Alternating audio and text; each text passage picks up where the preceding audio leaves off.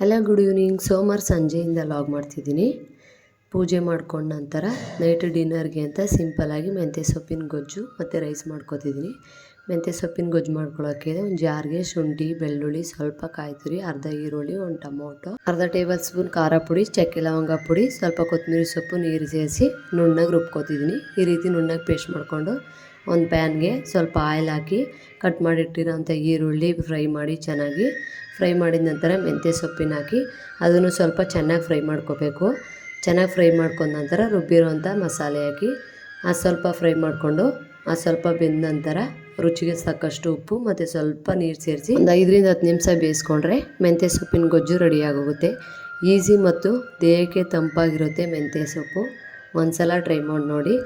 ಎಲ್ಲ ಅಡುಗೆ ಆದ ನಂತರ ಊಟ ಮಾಡಿಬಿಟ್ಟು ಪಾತ್ರೆ ಎಲ್ಲ ತೊಳೆದಿಟ್ಟು ಕಿಚನ್ ಪೂರ್ತಿ ನೈಟೇ ಕ್ಲೀನ್ ಮಾಡಿ ಮಲ್ಕೋತೀನಿ. ಬೆಳಗ್ಗೆ ಎದ್ದಾಗ ಮಿಸ್ಸಿಯಾಗಿರಲ್ಲ, ಈಸಿ